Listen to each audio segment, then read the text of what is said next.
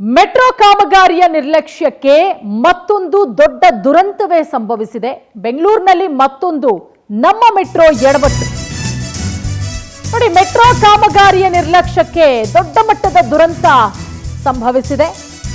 ಬೆಂಗಳೂರಲ್ಲಿ ಮತ್ತೊಂದು ನಮ್ಮ ಮೆಟ್ರೋ ಎಡವಟ್ಟು. ವೈಯಾಡಕ್ಟ್ ಬಿದ್ದು ಆಟೋ ಚಾಲಕ ಸ್ಥಳದಲ್ಲೇ ಸಾವನ್ನಪ್ಪಿರೋದು. ವೈಯಾಡಕ್ಟ್ ಬಿದ್ದು 35 ವರ್ಷದ ಆಟೋ ಚಾಲಕ ಕಾಸಿಂ ಸಾಬ್ ಮೃತಪಟ್ಟಿರುವ ದುರ್ದೈವಿ. ಯಲಹಂಕದ ಕೋಗಿಲು ಕ್ರಾಸ್ ಬಳಿ ನಡೆದಿರುವಂತಹ ಭೀಕರ ದುರಂತ. ಲಾರಿಯಲ್ಲಿ ತೆಗೆದುಕೊಂಡು ಹೋಗ್ತಾ ಇದ್ದಂತಹ ವೈಯಾಡಕ್ಟ್ ಉರುಳಿ ಆಟೋದ ಮೇಲೆ ಬಿದ್ದಿದೆ. ಟ್ರ್ಯಾಕ್ಗೆ ಬಳಸುವಂತಹ ಬೃಹದಾಕಾರದ ತಡೆಗೋಡೆ ಬಿದ್ದು ಆಗಿರುವಂತಹ ದುರಂತ. ನೋಡಿ, ದುರಂತ ನಡೆದಂತಹ ಸ್ಥಳವನ್ನ ಗಮನಿಸ್ತಾ ಇದ್ದೀರಾ. ನಿನ್ನೆ ಮಧ್ಯರಾತ್ರಿ 12 ಗಂಟೆಗೆ ಆಗಿರುವಂತಹ ಘಟನೆ ಇದು. ವೈಯಾಡಕ್ಟ್ ಬಿದ್ದು ಆಟೋ ಸಂಪೂರ್ಣವಾಗಿ ನಜ್ಜುಗುಜ್ಜಾಗೋಗುತ್ತೆ. ಆಟೋದ ಅಡಿಯೊಳಗಡೆ ಸಿಲುಕೊಂಡು ಆಟೋ ಚಾಲಕ ಸ್ಥಳದಲ್ಲೇ ಸಾವನ್ನಪ್ಪಿರುವಂತಹ ದುರಂತ ನಡೆದಿದೆ. 35 ವರ್ಷದ ಕಾಸಿಂ ಸಾಬ್ ಮೃತಪಟ್ಟಿರುವಂತಹ ದುರ್ದೈವಿ. ಹೆಗಡೆ ನಗರದ ನಿವಾಸಿಯಾಗಿರುವ ಶಿಡ್ಲಘಟ್ಟ ಮೂಲದ ಕಾಸಿಂ ರಾತ್ರಿ ಡ್ಯೂಟಿ ವೇಳೆ ಕೋಗಿಲು ಕ್ರಾಸ್ ಬಳಿ ಆಟೋ ನಿಲ್ಲಿಸಿರ್ತಾರೆ. ಈ ವೇಳೆ ವೈಯಾಡಕ್ಟ್ ಬಿದ್ದು ಆಟೋದಲ್ಲೇ ಚಾಲಕ ಮೃತಪಟ್ಟಿರೋದು. ಸದ್ಯ ಘಟನಾ ಸ್ಥಳದಲ್ಲಿ ಯಲಹಂಕ ಠಾಣೆ ಪೊಲೀಸರು ಪರಿಶೀಲನೆ ನಡೆಸಿದ್ದಾರೆ. ಮತ್ತೊಂದು ಕಡೆ ಲಾರಿ ಚಾಲಕನನ್ನ ಅರೆಸ್ಟ್ ಮಾಡಿ ವಿಚಾರಣೆ ಮಾಡ್ತಾ ಇರೋದು ಖಾಕಿ. ಬಿಎಂಆರ್ಸಿಎಲ್ ಗುತ್ತಿಗೆ ಪಡೆದಂತಹ ಖಾಸಗಿ ಕಂಪನಿಗೆ ನೋಟಿಸ್ ಕೊಡುವಂತಹ ಸಾಧ್ಯತೆ ಕೂಡ ಇದೆ. ನೋಡಿ, ಮೆಟ್ರೋ ಕಾಮಗಾರಿಯನ್ನ ಮಾಡಲಾಗ್ತಾ ಇದೆ ಬೆಂಗಳೂರಿನ ಕೆಲವೊಂದಿಷ್ಟು ಭಾಗಗಳಲ್ಲಿ. ಬಹಳ ಹುಷಾರಾಗಿ ಮಾಡಬೇಕಾಗತ್ತೆ. ಅದು ವೈಯಾಡಕ್ಟ್ ಅಂತ ಹೇಳಿದ್ರೆ ಬಹಳ ದೊಡ್ಡದಿರುತ್ತೆ. ಅದನ್ನ ಹುಷಾರಾಗಿ ಲಾರಿಯಲ್ಲಿ ತೆಗೆದುಕೊಂಡು ಹೋಗಬೇಕು. ಲಾರಿ ಚಾಲಕನ ನಿರ್ಲಕ್ಷ್ಯ ಇಲ್ಲಿ ಬಹಳಷ್ಟು ನೀಟಾಗಿ ಎದ್ದು ಕಾಣ್ತಾ ಇದೆ. ಲಾರಿ ಚಾಲಕ ಮಾಡಿದಂತಹ ಎಡವಟ್ಟಿಗೆ ಅಮಾಯಕ ಆಟೋ ಚಾಲಕ ಪ್ರಾಣ ಕಳ್ಕೊಂಡಿರೋದು. ನೋಡಿ, ಗಮನಿಸ್ತಾ ಇದ್ದೀರಲ್ಲ ಘಟನಾ ಸ್ಥಳವನ್ನ. ಅಲ್ಲಿ ಪಕ್ಕದಲ್ಲೇನೆ ವೈಯಾಡಕ್ಟ್ ಬಿದ್ದಿದೆ. ನೋಡಿ, ಕೆಳಗಡೆ ಎಷ್ಟು ಉದ್ದುದ್ದು. ಮೆಟ್ರೋ ಪಿಲ್ಲರ್ಗೆ ಬಳಸುವಂತಹ ವೈಯಾಡಕ್ಟ್ ಇದು. ವೈಯಾಡಕ್ಟ್ ಸಾಗಿಸ್ತಾ ಇದ್ದಂತಹ ಲಾರಿ ಒನ್ ವೇನಲ್ಲಿ ಬಂದಿದೆ ಅನ್ನುವಂತಹ ಒಂದಷ್ಟು ಆರೋಪಗಳು ಕೂಡ ಕೇಳಿಬರ್ತಾ ಇದೆ. ಮತ್ತೊಂದು ಕಡೆ ಮೃತ ಆಟೋ ಚಾಲಕನ ಕುಟುಂಬಸ್ಥರು ಪ್ರತಿಭಟಿಸ್ತಾ ಇದ್ದಾರೆ. ನಮ್ಮ ಸಾವಿಗೆ ನ್ಯಾಯ ಕೊಡಿಸಬೇಕು ಅಂತ ಹೇಳಿ ಆಗ್ರಹಿಸ್ತಾ ಇದ್ದಾರೆ.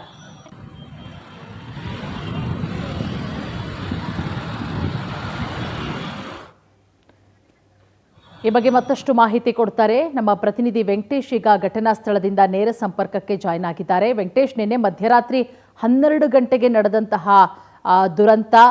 ಈಗ ಮೃತನ ಕುಟುಂಬಸ್ಥರು ಏನು ಹೇಳ್ತಾ ಇದ್ದಾರೆ? ಪೊಲೀಸರ ಪರಿಶೀಲನೆ ಯಾವ ರೀತಿ ಆಗ್ತಾ ಇದೆ? ಲಾರಿ ಚಾಲಕನನ್ನ ವಶಕ್ಕೆ ಪಡ್ಕೊಂಡಿದ್ದಾರಾ? ಹೇಗೆ ವೆಂಕಟೇಶ್?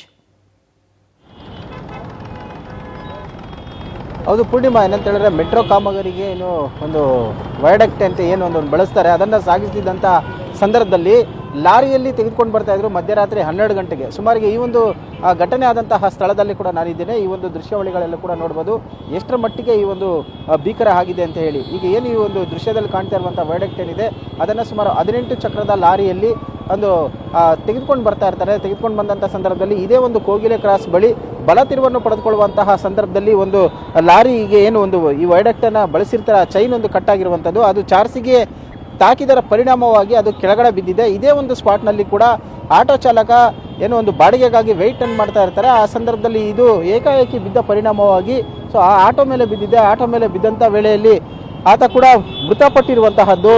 ಮೃತಪಟ್ಟಂತಹ ವ್ಯಕ್ತಿಯನ್ನ ಹೆಗಡೆ ನಗರದ ನಿವಾಸಿ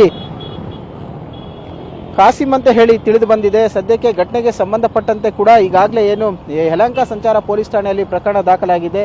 ಸರಿಸುಮಾರು ಇದು ಒಂದು 60ಕ್ಕೂ ಹೆಚ್ಚು ಅಡಿ ಉದ್ದದ ಈ ಒಂದು ವೈಯಾಡಕ್ಟ್ ಆಗಿರೋದ್ರಿಂದಾಗಿ ಸಹಜವಾಗಿಯೇ ಇದು ಬಿದ್ದಂತಹ ಪರಿಣಾಮವಾಗಿ ಆಟೋ ಸಂಪೂರ್ಣವಾಗಿ ಜಖಮ್ ಆಗಿದೆ. ಇನ್ನು ಆಟೋದಲ್ಲಿ ಇದ್ದಂತಹ ಕಾಸಿಂ ಅವರು ಕೂಡ ಮೃತಪಟ್ಟಿದ್ದಾರೆ.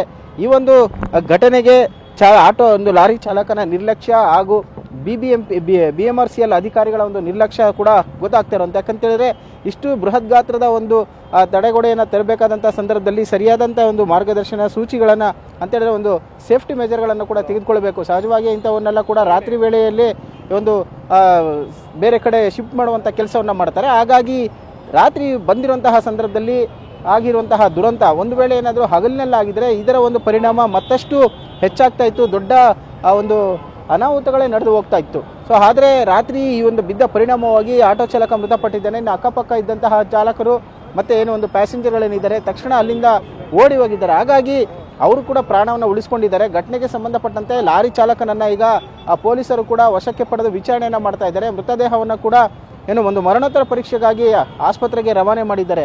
ಈ ಒಂದು ಸಾವಿಗೆ ನ್ಯಾಯ ಬೇಕು, ಮತ್ತು ಅಧಿಕಾರಿಗಳು ಏನು ತಪ್ಪಿತಸ್ಥರಿದ್ದಾರೆ ಅವರಿಗೆ ಸರಿಯಾದ ಶಿಕ್ಷೆ ಆಗಬೇಕು ಅಂತ ಹೇಳಿ ಅವರ ಕುಟುಂಬಸ್ಥರು ಕೂಡ ಆಗ್ರಹ ಮಾಡ್ತಾ ಇದ್ದಾರೆ. ಸದ್ಯಕ್ಕೆ ಈ ಘಟನೆಗೆ ಸಂಬಂಧಪಟ್ಟಂತೆ ಈಗ ಯಲಹಂಕ ಸಂಚಾರ ಪೊಲೀಸರು ಪ್ರಕರಣವನ್ನು ದಾಖಲಿಸಿಕೊಂಡಿದ್ದಾರೆ. ತನಿಖೆಯನ್ನು ಕೂಡ ಮುಂದುವರಿಸ್ತಾ ಇದ್ದಾರೆ. BMRCL ಅಧಿಕಾರಿಗಳು ಮತ್ತು ಸಂಬಂಧಪಟ್ಟಂತಹ ಒಂದು ಖಾಸಗಿ ಕಂಪನಿ ಏನಿದೆ ಅದಕ್ಕೆ ಈಗಾಗಲೇ ನೋಟಿಸನ್ನು ಕೂಡ ಕೊಟ್ಟಿದ್ದಾರೆ, ವಿಚಾರಣೆಗೆ ಹಾಜರಾಗಬೇಕು ಅಂತ ಹೇಳಿ. ಯಾಕಂತೇಳಿದ್ರೆ ಇಷ್ಟು ದೊಡ್ಡ ಗಾತ್ರದ ಒಂದು ತೆಗೆದುಕೊಂಡು ಬರಬೇಕಂತ ಸಂದರ್ಭದಲ್ಲಿ ಒಂದು ಸೇಫ್ಟಿ ಮೆಜರನ್ನು ತೆಗೆದುಕೊಳ್ಬೇಕಾಗಿತ್ತು. ಇದು ಯಾವುದನ್ನು ಕೂಡ ತೆಗೆದುಕೊಳ್ಳದೇ ಇದ್ದಂತಹ ಕಾರಣ ಇವತ್ತು ಒಂದು ಜೀವ ಬಲಿಯಾಗಿದೆ. ಆ ಘಟನೆಗೆ ಯಾರು ಹೊಣೆ ಮತ್ತು ಈ ಒಂದು ಕುಟುಂಬಕ್ಕೆ ಸರಿಯಾದ ಒಂದು ಪರಿಹಾರವನ್ನು ಕೊಡಬೇಕು ಅಂತ ಹೇಳಿ ಅವರ ಕುಟುಂಬಸ್ಥರು ಆಗ್ರಹ ಮಾಡ್ತಾರೆ. ಹಾಗಾಗಿ ಅವ್ರನ್ನು ಕೂಡ ಈಗ ನೋಟಿಸ್ ಕೊಟ್ಟಿದ್ದಾರೆ ಈ ಒಂದು ಖಾಸಗಿ ಕಂಪನಿ ಮತ್ತು ಅಧಿಕಾರಿಗಳಿಗೆ. ಅವರು ವಿಚಾರಣೆಗೆ ಬರಬೇಕು.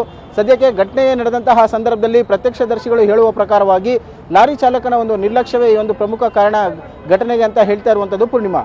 ಥ್ಯಾಂಕ್ ಯು ವೆಂಕಟೇಶ್ ತಮ್ಮೆಲ್ಲ ಮಾಹಿತಿಗಾಗಿ.